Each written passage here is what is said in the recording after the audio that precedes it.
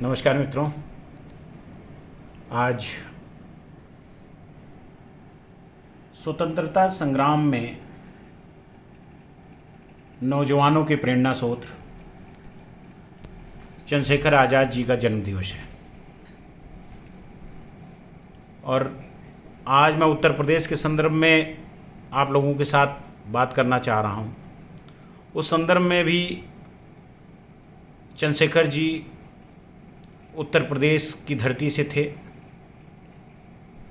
और उनके द्वारा जो अलग जगाई गई उससे देश का नौजवान स्वतंत्रता आंदोलन में शहीद होने के लिए, मर मिटने के लिए तैयार हो गया। और दूसरा संदर्भ ये है कि वो हमारे स्वजातीय थे, ब्राह्मण बंधु थे। अब भारतीय होने पे आज मैं ब्राह्मण बंधु बोल रहा हूँ, ब्राह्मण बोल रहा हूँ, तो आपको भी अजीब सा लग रहा होगा। लेकिन मित्र, आज हुआ ही कुछ ऐसा है कि मेरे को लगा कि अगर आज के दिन हम लोग चुप रहे, इतने महान स्वतंत्रता संग्राम सेनानी के जन्म दिवस पर, जिन्होंने भारतीय होने के गर्व का एहसास दिलाने के लिए अपने प्राणों की आहुति दे दी, ऐसे विराट व्यक्तित्व के जन्म दिवस पर आज अगर हम चुप रहे तो शायद इतिहास हमें कभी माफ नहीं करेगा। उत्तर प्रदेश के संदर्भ में एक इस वक्त बड़ा उत्तर प्रदेश में मंथन सा चल रहा है। मंथन किस बात का? एक पार्टी है, वो कहती है कि वर्तमान सरकार से ब्राह्मण बड़ा नाराज है, ब्राह्मण मेरे साथ आए,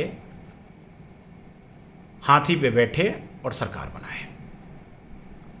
एक राजनीतिक दल है जो कहता है कि ब्राह्मण, तुम्हारा अस्तित्व खत्म हो रहा है, तुम्हारा जो राजनीतिक व्यवस्था थी वो पटरी से नीचे आ गई है, इसलिए हम तुम्हारे आराध्य भगवान परशुराम जी का बड़ी बड़ी मूर्ति लगाएंगे और आप हमारे साथ आए। नौजवान साथियों,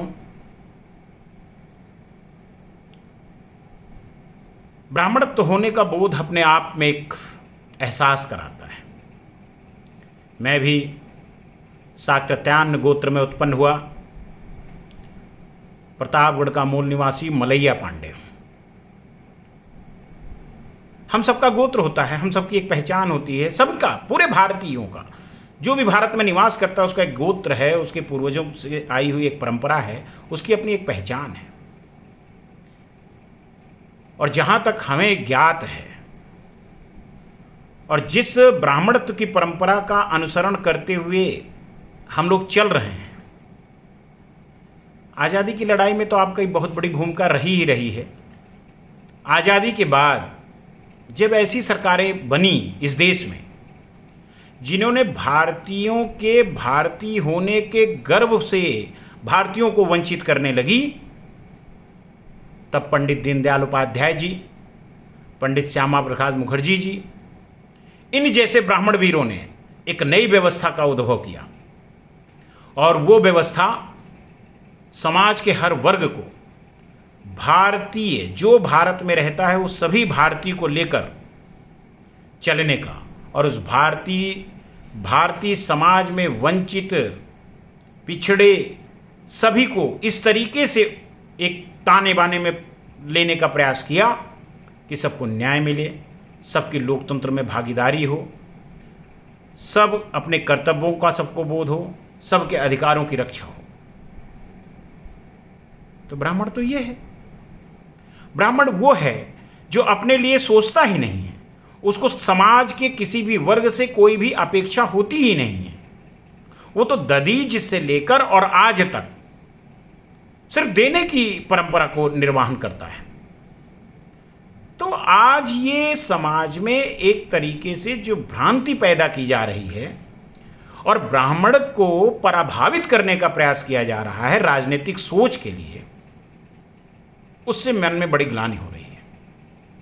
मित्रों, हमारे पूर्वजों की यही तो सोच थी। जो पंडित दीनदयाल उपाध्याय जी ने सोचा, जो पंडित श्यामा प्रसाद मुखर्जी जी ने सोचा, उसी परंपरा को स्वर्गीय पंडित अटल बिहारी वाजपेयी जी आगे बढ़ाते रहे। समाज को एक करने में, भारतीयों को एक करने में, भारतीय होने का गर्व हो, भारत अखंडता के रास्ते पर चले, भारत एकता और अखंडता में मजबूत हो, भारत एक ऐसी विशाल परंपरा और सनातन व्यवस्था से अभिभूत हो कि उसके पौराणिक महत्व वापस आ जाए।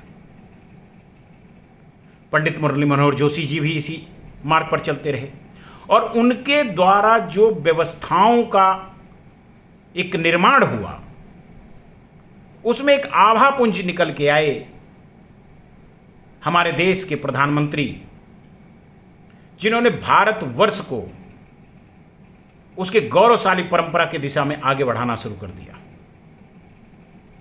तो क्या हमको उनका साथ नहीं देना चाहिए? जो आपका सपना था, भारत अखंड हो, भारत व्यवस्थित हो, भारत में रहने वाले समस्त भारतीयों को भारत का होने पर गर्व हो, उस व्यवस्था में वो काम कर रहे हैं। हमारे पूर्वजों की दी गई व्यवस्था को वो आगे बढ़ाने का काम कर रहे हैं। और इसी तरीके से उत्तर प्रदेश के संदर्भ में 2017 में जब उत्तर प्रदेश में आदरणीय योगी आदित्यनाथ जी के नेतृत्व में सरकार आई, तो आप दिल पर हाथ रख के सोचिए, क्या सुशासन की व्यवस्था नहीं आई? क्या समाज के हर वर्ग तक न्याय और अधिकार नहीं पहुंचा? क्या भारतीय होने पर आपको गर्व नहीं हुआ? उत्तर प्रदेश का होने पर आपको गर्व नहीं होता? जब आप उत्तर प्रदेश के बाहर कहीं जाते हैं और लोग कहते हैं अच्छा आपके यहाँ तो बहुत अच्छी सरकार चल रही, तो आपको अच्छा नहीं लगता? क्योंकि जब से हम लोगों ने 2002 के बाद इस तरीके से सरकार चल रही थी, लगता था एक जाति विशेष, एक वर्ग विशेष के हाथ में सत्ता है। तो आज जब आपके पूर्वजों द्वारा जो सोचा गया समाज था, उस पर हम आगे बढ़ रहे हैं। समाज के हर व्यक्ति तक लोकतंत्र पहुंच रहा है।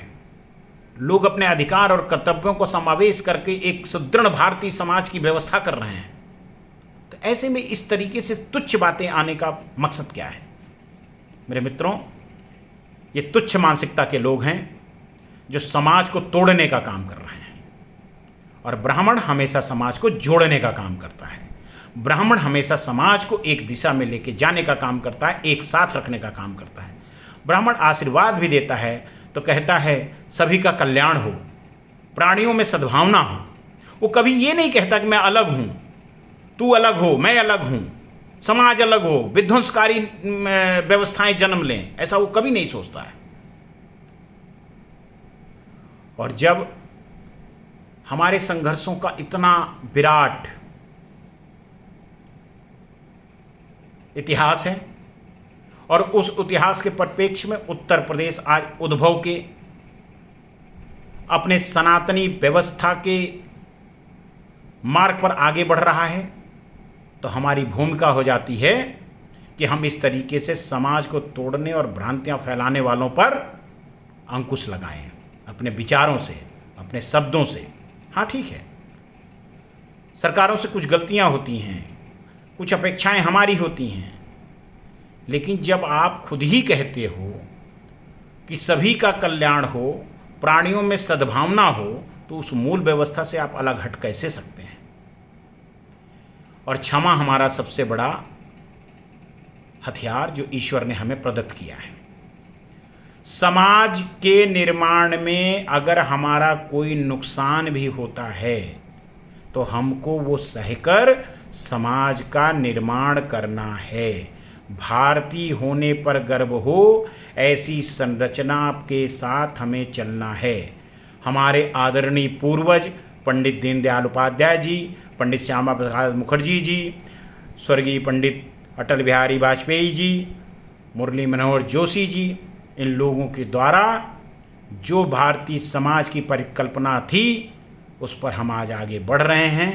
और आप सभी नौजवान ब्राह्मण बंधुओं से निवेदन है, मंथन कीजिए, चिंतन कीजिए और मंथन और चिंतन के बाद इन स्वार्थी तत्वों को जो समाज को तोड़ने का काम करने जा रहे हैं, इन पर अंकुश लगाइए और आप समाज को बृहद स्तर पर जोड़ने का काम करिए, क्योंकि भारतीय समाज जितना मजबूत होगा उतना आप मजबूत होंगे, उतना देश मजबूत होगा। धन्यवाद मित्रों। सही बना? आपकी सही बना ना? कहीं